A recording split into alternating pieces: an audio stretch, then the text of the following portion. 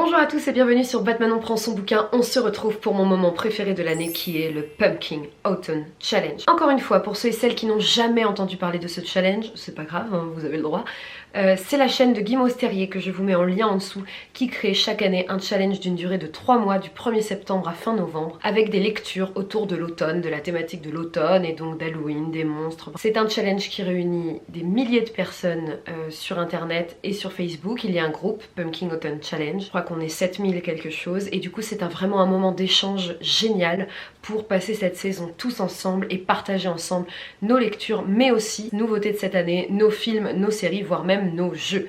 Alors pour l'instant on est sur du gaming mais moi je vais le prendre au large parce que c'est que moi je suis plus jeu de société que vidéo. Je suis très heureuse comme chaque année, c'est ma 3e participation avec cette chaîne et chaque année c'est vraiment un moment où je me nourris essentiellement de livres. Alors c'est vrai que depuis que je suis CPE à plein temps, j'ai beaucoup moins le temps de lire par rapport à il y a quelques années où je pouvais lire 20 bouquins en l'espace de 3 mois. J'ai donc décidé de vous présenter ma palle, donc ma pile à lire, pour l'édition 2021 du Pumpkin Autumn Challenge. Le concept est très simple, Guy Moz a créé 4 menus avec des thématiques et dans chaque menu il y a des sous-thématiques. Le but du jeu était de trouver un livre qui correspond à ces thématiques. Je vais pas toutes vous les décrire, c'est assez bien expliqué sur sa chaîne et sur le groupe Facebook, donc je vous laisserai aller voir par vous-même si jamais vous voulez un peu mieux comprendre pourquoi j'ai mis tel livre à tel endroit. N'hésitez pas à vous abonner, à mettre un pouce en l'air à la vidéo, à activer la cloche, comme ça vous avez une petite notification dès que je sors quelque chose et c'est plutôt pratique. Et on commence du coup tout de suite. Le premier menu est un menu cultissime, il s'agit de Automne frissonnant. C'est le menu où nous allons lire des bouquins qui font un peu peur, qui parlent d'histoires de famille, de créatures, de fantômes, bref, le moment où on frissonne. Acre-greux. La première catégorie s'appelle Gargare à la main de gloire et moi j'ai choisi de vous parler des 7 morts d'Evelyn Hardcastle qui est un livre dont on a beaucoup entendu parler cette année. Donc voilà, je vous mettrai la vignette par ici ou par là, je sais jamais vu que ma caméra est inversée. C'est un peu le remake de l'Histoire sans fin mais version policière. Un détective va revivre la même journée où une jeune femme a été assassinée. Le coupable est dans la maison et il va continuer de vivre cette journée jusqu'à ce qu'il trouve la bonne personne qui a assassiné cette jeune fille. Ce n'est pas du tout mon genre de lecture mais j'ai été complètement attirée par la couverture et surtout j'en ai entendu beaucoup de bien. Donc j'avais envie de me lancer et justement c'est ça aussi qui est bien avec les challenges, c'est qu'on se met à lire des choses qu'on n'a pas l'habitude de lire. Dans cette même sous-catégorie j'ai choisi de mettre un second livre parce que je vous dis j'ai vraiment un appétit de fou là en ce moment et j'ai choisi Du Roi, je serai l'assassin de Jean-Laurent Del Socorro, voilà, que je mets aussi dans le Cocorico Challenge, je vous mettrai la vidéo en haut là dans le petit i. Du Roi, je serai l'assassin, c'est un préquel du livre Royaume de vent et de colère de Jean-Laurent Del Socorro que j'avais adoré il y a 2 ans, qui était un de mes coups de cœur de l'année. Dans le passé, avant cette histoire, et on va suivre plus précisément un des personnages principaux et comprendre son enfance, son histoire et comment il est devenu ce qu'il est. Jean-Laurent Del Socorro est un auteur francophone qui a vraiment une grande renommée, ses bouquins ont tous un succès de dingue, moi j'en ai lu 2, Boudica et Royaume de vent et de colère, que j'ai adoré les 2 et du coup j'en attends beaucoup, donc c'est un peu le moment de le sortir de ma palle. La deuxième sous-catégorie va vous rappeler une chanson d'Harry Potter car elle s'appelle Double Double Toil and Trouble, pour ceux qui ont la référence. Harry Potter le prisonnier d'Azkaban. Alors là moi j'ai carrément choisi 3 livres parce que c'est vraiment le moment c'était la catégorie qui me faisait le plus envie et de vous à moi j'aurais pu en mettre 5 ou 6 mais voilà je me suis arrêtée à 3. J'ai choisi tout d'abord de lire Antigone de Sophocle. Antigone ça fait un moment qu'il traîne dans ma palle alors que c'est un tout petit livre. Je connais la version de Jean Anouilh qui est ma pièce de théâtre préférée. J'avais envie de lire la version originale de Sophocle donc pour le côté mythologie du coup de cette catégorie. On continue avec Oedipe sur la route d'Henri Boschot. C'est une réécriture du mythe d'Oedipe. Voilà, Oedipe a découvert qu'il avait épousé sa mère et tué son père, qui est la malédiction d'Oedipe, le syndrome d'Oedipe, vous voyez. Pour ceux et celles qui ne connaissent pas, je vous renvoie à Oedipe roi de Sophocle justement. Et donc il part sur les routes avec sa fille Antigone, dont je vous parlais juste avant, et du coup c'est une réécriture de toute cette période là de sa vie, et comme je suis fascinée de mythologie grecque et que j'entends parler de ce livre là depuis longtemps et que je ne le trouvais nulle part, je me le suis offert cet été après l'avoir trouvé dans une toute petite librairie, la librairie du Café Plume de Lautrec, un tout petit village du Tarn. Voilà, je vous invite à aller voir, c'est très joli, on y mange bien et surtout il y a ce coin, ce café librairie incroyable, perdu au milieu de nulle part, et moi j'ai un peu craqué, je me suis ramené 2-3 bouquins. Et enfin, j'ai choisi de vous parler des sœurs Carmine d'Ariel Holtz. Oh là là, ça pourtant c'est un livre phare du Pumpkin Autumn Challenge, et moi ça fait 2 ans qu'il est dans ma palle et je ne l'ai toujours pas lu. Ça va raconter l'histoire d'une d'une fratrie, voilà, de 3 frangines qui du coup sont toutes les 3 sorcières, et le premier tome parle de l'une d'elles. On est dans la ville de Grisaille, c'est un livre jeunesse young adulte qui est connu pour être vraiment très rigolo, avoir un univers hyper charmant, et ça fait hyper longtemps que j'ai envie d'y aller, donc j'ai décidé que cette année sera la bonne. Vous en faites pas si j'arrête pas de regarder en bas, parce que j'ai mon petit belette avec ma petite liste. Troisième sous-catégorie du menu automne frissonnant s'appelle le folklore de Chippenden. Et alors là, moi j'ai choisi un livre que je veux lire aussi depuis longtemps et que j'ai enfin trouvé d'occasion cette année. Il s'agit de La Voix des Ombres de Frances Hardinge. Et là, c'est un bouquin qui va parler d'esprits, de fantômes, c'est un peu flippant, et du coup je me suis dit que ça allait être mon bouquin un peu flippant, car j'ai cru comprendre avec L'Île aux mensonges qu'elle est quand même assez forte, cette autrice, pour mettre en place une ambiance tendue, frissonnante, hein, c'est le cas de le dire. Donc moi j'ai vraiment hâte de lire ce livre. La quatrième de couverture est très succincte, il y a à peine 4 lignes, donc je peux pas vous en dire plus.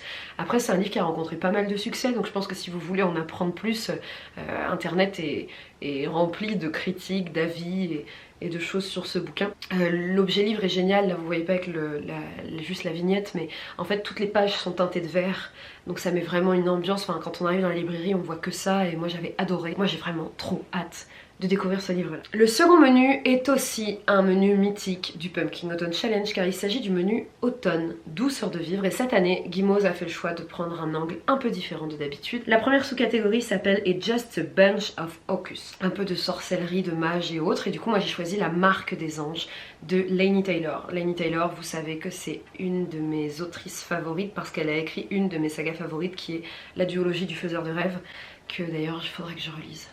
Je crois que c'est l'univers le plus original que j'ai découvert dans ma vie. Marque des Anges, c'était sa première saga où elle a eu la gentillesse de me l'offrir et de me l'envoyer. Donc je vais enfin pouvoir le sortir de ma palle.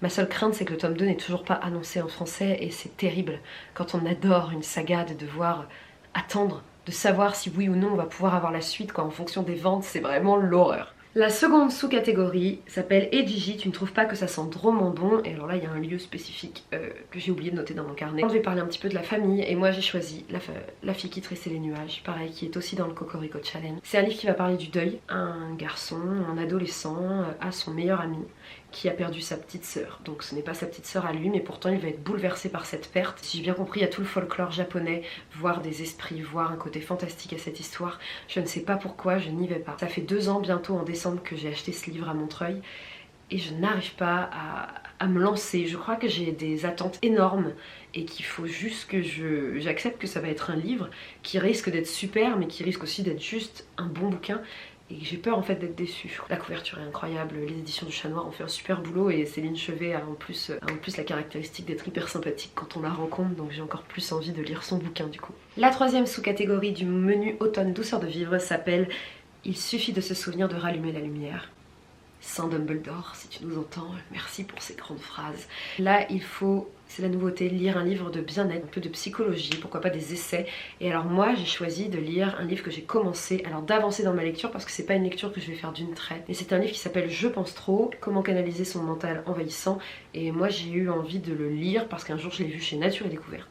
J'ai lu la 4e de couverture et j'ai dit mais c'est fou, c'est moi. Et je l'ai fait lire à ma copine Elfie qui était à côté et qui a dit ouais, c'est clair, ça parle de toi en fait. Je l'ai trouvé en occasion, et je surligne tous les endroits où je me retrouve, et c'est un peu catastrophique parce que pour l'instant j'ai dû lire un quart du bouquin et il y a beaucoup de choses de surligner, et du coup ça me faisait du bien de découvrir que c'est, vous savez, toutes ces petites particularités qu'on a en nous, dans notre manière d'être, de penser, de ressentir et tout, on a l'impression que c'est unique et que du coup on rentre pas dans le moule, on n'est pas normal, si normalité il y a. Et en fait ça m'a rassurée de voir qu'il y avait d'autres gens qui avaient les mêmes tocs, les mêmes tics, manière de penser que moi, et qui ressentent les choses aussi fortement que moi, et du coup ça m'avait vraiment intéressée, et surtout ça explique d'un point de vue psychique, cognitif, d'où ça vient, est-ce que c'est génétique ou pas, est-ce que c'est dû à l'enfance, est-ce que c'est quelque chose avec lequel on est ou quelque chose qui se construit, enfin bref.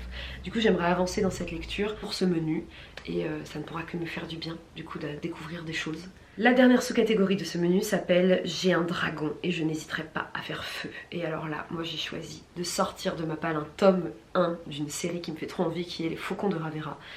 Dans l'univers des faucons, toutes les personnes qui ont des pouvoirs magiques ont l'obligation de s'enrôler dans les faucons. Du coup ce sont des mages, et nous allons donc suivre une jeune fille qui, je ne sais comment, vu que j'ai pas lu le bouquin, a réussi à ne pas se faire enrôler et à cacher sa condition. Parallèlement on suit l'histoire d'une jeune femme qui, je crois, est issue de la noblesse et qui, elle, fait partie des faucons alors qu'elle ne devrait pas du tout y être, et je suppose que ces deux personnages vont se rencontrer à un moment donné.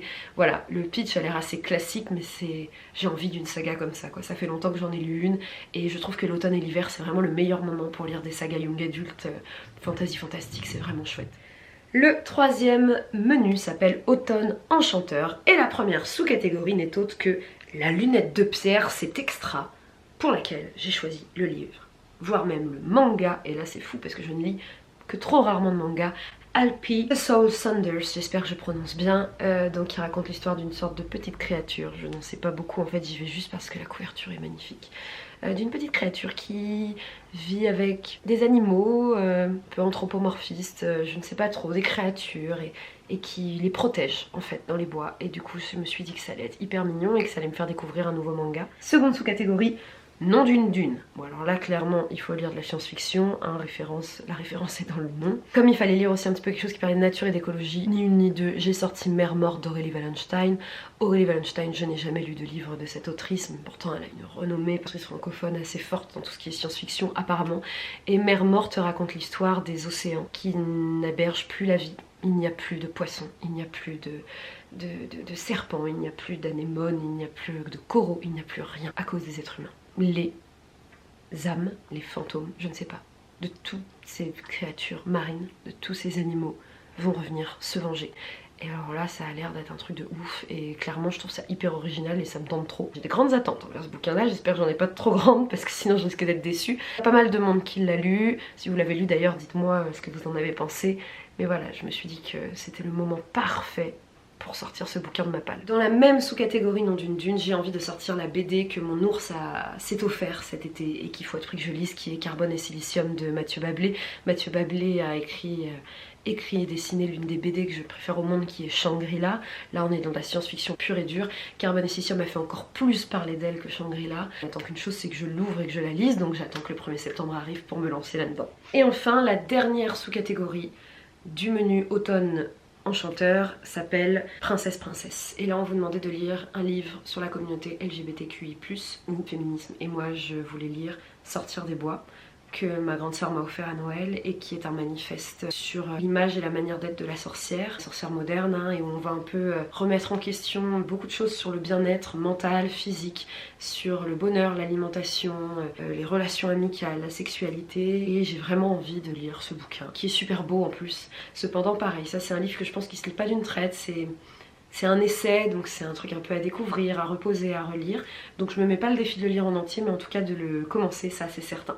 Purée, je vais hyper vite. On sent mon impatience, je crois, dans ma voix. Je suis trop contente de...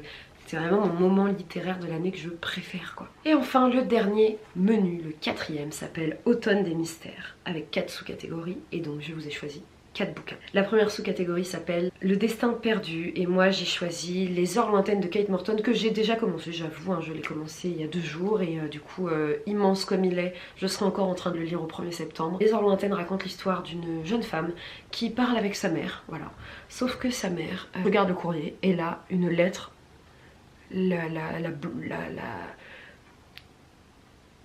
bah voyez, lui fait ça, enfin elle reçoit une des lettres qui va lui provoquer un choc, qui va totalement l'estomaquer, elle va se mettre à pleurer et tout, et elle ne veut pas en parler à sa fille, elle lui dit que ce n'est rien, que c'était qu'un vieux souvenir, et sa fille est beaucoup plus curieuse que ça et va aller creuser et découvrir du coup toute une part de l'enfance de sa mère lorsque, pendant la Seconde Guerre mondiale, vous savez, à Londres, on a évacué les enfants vers les campagnes pour éviter qu'ils ne subissent les bombardements sur la capitale. Ma mère a été une de ces enfants qui a été envoyée à la campagne, et je crois qu'elle est partie, l'héroïne, pour découvrir le passé de sa mère. La question est pourquoi sa mère ne veut pas en parler, qu'est-ce qu'elle cache. Bref, j'ai commencé à le lire et c'est Kate Morton, c'est trop bien, on est direct dedans, donc c'est pas mal pour l'instant. Après je vous dis, je viens de commencer à lire, je suis à peine à 50 pages, mais je suis à fond. Deuxième sous-catégorie, Les ruines de l'Atlantide, rien que ça.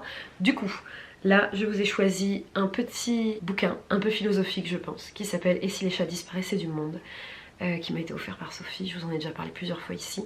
C'est un tout petit livre qui raconte l'histoire d'un homme qui va faire un pacte avec le diable. Le diable lui propose la vie éternelle en échange de chaque jour faire disparaître quelque chose de la terre. Un jour ça va être les ordinateurs portables, un jour ça va être les tomates, et un jour il va lui demander de faire disparaître les chats, et là ça pose un problème, une interrogation au personnage principal, et ça m'intrigue. Du coup je me suis dit que c'était parfait aussi pour cette catégorie là. et que alors les chats en automne, bien vu à quel point je suis gaga de mes chats, sont mes petits familiers, hein, je fais ma vie avec eux et donc je voulais rendre un peu honneur à ces petites bestioles qui illuminent notre quotidien. Raison de plus pour sortir ce livre de ma palle. Avant-dernière sous-catégorie, mon titre préféré du challenge. En avant Yvette Tempête, je sais pas, ça sonne trop bien. Et là j'ai choisi de sortir Les Seigneurs de Bohême d'Estelle Faye. Donc qui va raconter l'histoire d'une bande de bras cassés. Il y a un voleur, une sorcière, un curé, un ancien chevalier qui vont essayer de, ensemble, réussir une quête. Et si j'ai bien compris, c'est génial, les personnages sont hyper attachants et je crois qu'il n'y a pas besoin d'en savoir plus, j'ai hâte de le lire. C'est un bouquin vraiment qui m'intrigue depuis qu'on me l'a envoyé et je remercie encore beaucoup Cax de me l'avoir offert. Vous devez vous demander pourquoi il y a des gens comme ça qui m'envoient des bouquins. En fait, pendant une période, on me demandait comment on pouvait me soutenir. Je veux pas de rémunération, ça m'intéresse pas du tout de me faire de l'argent avec mes vidéos. Par contre, j'avais proposé aux gens s'ils voulaient de m'offrir quelques bouquins d'occasion. Donc il y a toujours la wishlist dans la description si jamais vous avez envie d'aller jeter un œil. Peut-être quand même, j'ai dû recevoir une dizaine de bouquins donc ça m'a trop touchée. Et là, vous avez vu, je les sors, ceux que j'ai pas encore lus, que je gardais exprès pour ce challenge. Ils sont là, ils attendent, prêts à être dégustés. La dernière sous-catégorie s'appelle le cabinet de curiosité. J'ai pris un peu, j'ai joué un peu avec les mots. Dit curiosité dit extraordinaire et du coup j'ai choisi le livre Les ennemis de la vie ordinaire car ça va raconter l'histoire de jeunes gens qui se retrouvent dans un groupe de parole de personnes addictes. Sauf qu'ils sont tous addicts à des choses différentes. L'alcool, la drogue, la cigarette, la bouffe, le sexe. Et ils vont se retrouver ensemble pour parler et je crois que c'est complètement délirant. Et c'est un cadeau de Caro et Caro me propose toujours des livres qui me font totalement sortir de ma zone de confort. Et je me suis dit on peut pas faire plus curieux que ça peut-être. Les gens qui ne sont pas ordinaires et qui veulent être ordinaires. Et en fait, qu'est-ce que l'ordinarité? Bref, vous voyez quand je pars dans mes délires. Vous voyez que je pense trop. Et du coup, je me suis dit que c'était parfait pour clôturer. J'ai 18 lectures. Je n'ai jamais réussi à faire toutes mes lectures. La meilleure année était il y a 2 ans où je crois qu'il ne m'en manquait que 2. Mais je vais tenter d'en faire un maximum. Et je remercie encore Guimauve d'organiser ce challenge qui chaque année crée vraiment une exaltation dans le milieu de booktube français. Et voilà, c'est trop cool. Donc n'hésitez pas vous aussi à participer. Dites-moi dans les commentaires si vous participez, quel bouquin vous avez choisi, voire même, soyons fous, mais mettez-moi les liens vers vos propres palles, vos propres vidéos, vos propre compte Bookstagram, je vais les voir avec plaisir et ravissement à chaque fois. N'hésitez pas à mettre un pouce en l'air, à vous abonner, ça me donne vraiment l'impression que mes vidéos vous plaisent et moi j'adore faire ça donc c'est cool et j'adore échanger avec vous, vous le savez bien. Je vous embrasse, je vous souhaite de très belles lectures, un super bon challenge et du coup on se retrouve fin novembre pour faire un bilan et voir ce que j'aurais réussi à lire ou non. D'ici là, soyez heureux, vive la vie, prenez soin de vous.